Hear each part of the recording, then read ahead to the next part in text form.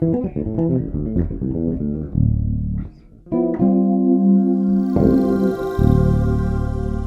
many times have you heard people say that you should learn how to solo with chord tones, and then they turn around and aimlessly start jamming over a set of chord changes with absolutely no idea about what they're doing? Learning how to use chord tone soloing is super important, but the learning process isn't random. So with that said, grab your bass and let's get started. Learning to develop a command and mastery of chord tones is absolutely essential in your musical journey. Make no mistake about it, nothing will melodically define the chord changes you're playing over more than using the correct chord tones.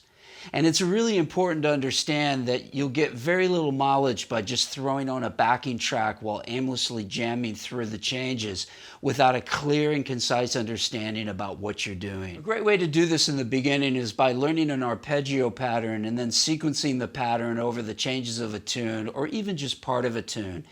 This approach will help you to start defining the chord changes and learn to create some effective melodic phrases that are played through the chords instead of just on the chords. A lot of people ask me what their long-term goals should be when learning how to improvise.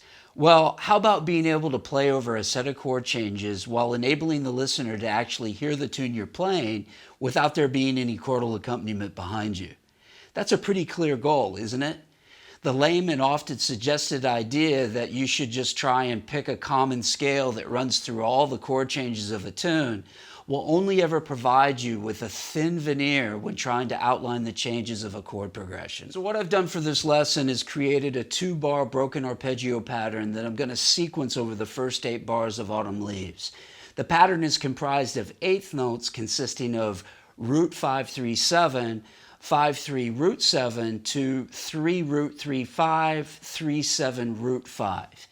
As you sequence this pattern through the changes, you'll want to be aware of the chord formula for each chord in order to make the proper adjustments so that the pattern makes sense over each one of the chords. What this accomplishes is building some structure to what you're doing, and the ear loves structure. So check this out.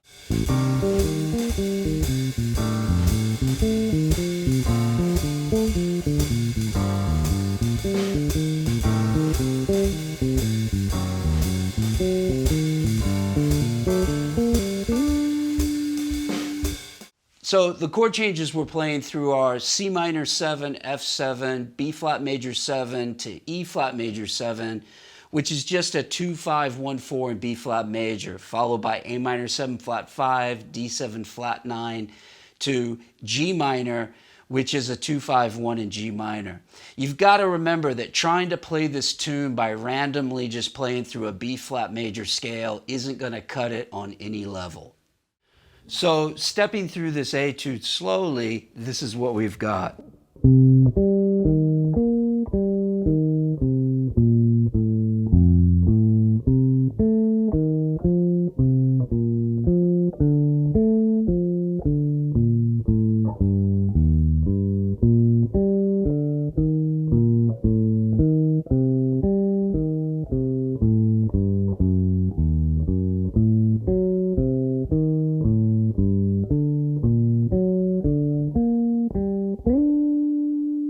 It's really important to open up your ears when practicing arpeggio patterns so you'll know when you comfortably land on a chord tone and when you haven't.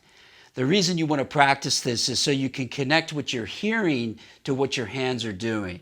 You might be able to hear something, but if your hands don't know where to find the desired chord tones, you're going to run into some problems.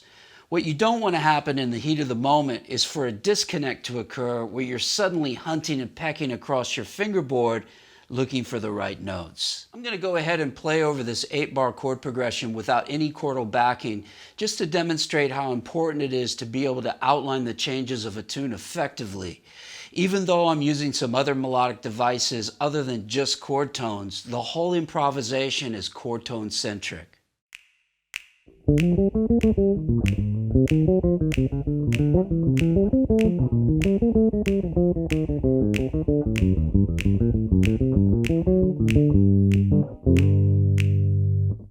If If you're interested in becoming a better improvising bass player and learning great musical content from arpeggios to grooves, then subscribe to my channel now. If you like this video today, then be sure to support my channel by giving it a big thumbs up. And if you really like this video, then please check out my books, my membership website, and my Skype lessons. Until next time, practice smart, work hard, and play creatively.